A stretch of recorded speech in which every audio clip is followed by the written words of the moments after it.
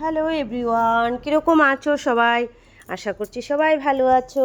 তো তোমাদের আশীর্বাদে এবং ভগবানের আশীর্বাদে আমিও ভালোই আছি। নতুন একটি ব্লগ নিয়ে আবার তোমাদের সামনে চলে আসলাম।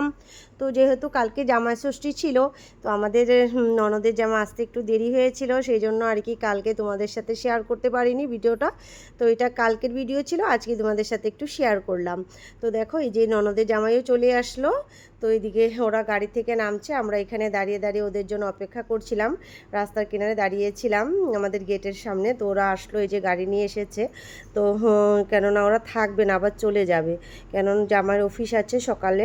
তো আজকে সারাদিন রাত্রে যেতে খাওয়া দাওয়া করে তারপরে একবার রাত্রে বেরিয়ে যাবে। তো রাত্রে অনেক রাত্রেই বেরোবে। তো এই যে ওরা নামলো এখন গাড়ি থেকে, যা জিনিসপত্র সব কিছু নিয়ে এই তো নেমে আসলো ঘরের দিকে। তো আমি এখানে দাঁড়িয়ে দাঁড়িয়ে ওদেরকে একটু ভিডিও করছিলাম আর কি। তো এই যে এদিকে সবাই চলে আসলো ঘরে।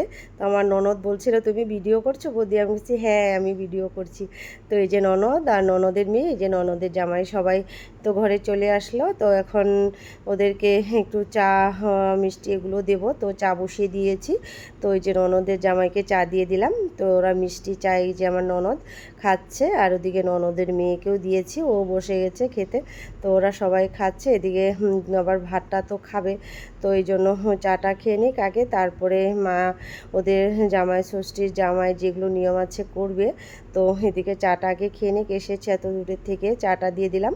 চাটা খাওয়া হয়ে গেছে। তো এখন ওই যে ওদের জন্য কাপড় চোপড় কিছু এনেছিলাম, তো এগুলোই খুলে খুলে শাশুড়ি মাকে দেখাচ্ছিলাম। তো মাও দেখছিল, আমরাও দেখছি যে ননদের জন্য এই চুড়িদারটা নিয়েছি।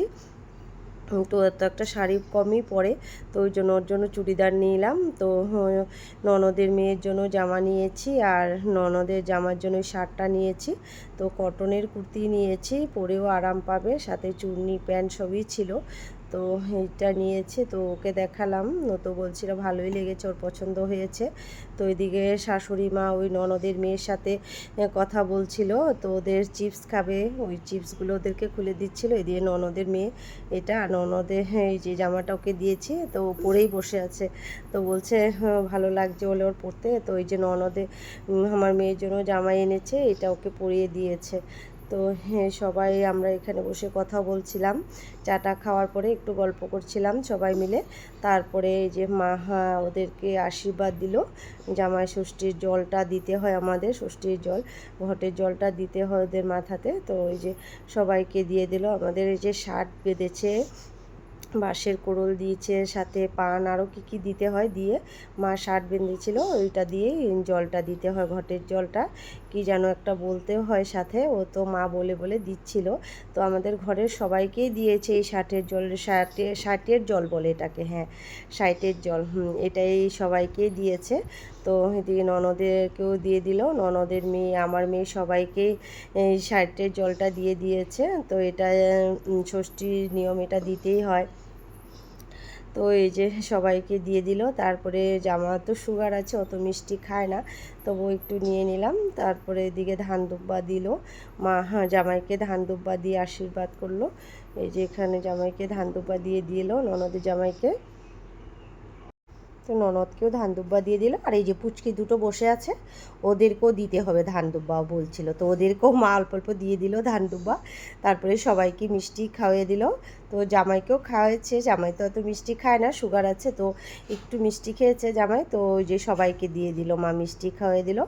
তো ওই যে ওদের জন্য যেগুলো গিফট আনা হয়েছিল, সবাইকে গিফটগুলো দিয়ে দিল। তাই দিকে সবাই এই মাকেও প্রণাম করে নিল। তো ননদও মার জন্য কাপড় এনেছিল, তো এটাও মাকে দিয়ে দিল ও। তো এই যে মাকে দিয়ে তারপরে মাকে প্রণাম করে নিল ননদে। তো আমরা সবাই ষষ্ঠীর দিন বড়কে প্রণাম করি সবাই।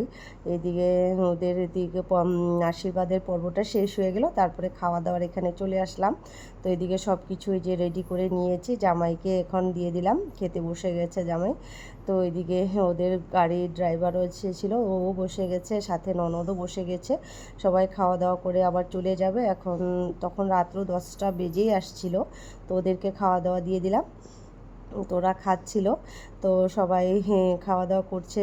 তারপরে খাওয়া দাওয়া পর্ব শেষ হয়ে গেল, তারপরে আমি নিচে বসে ওদের সাথে খেলা করছিলাম একটু। এই যে ননদের মেয়ে, তারপরে আমার মেয়ে, সবাই যে একটু বসে বসে ওদের সাথে আমি খেলছিলাম।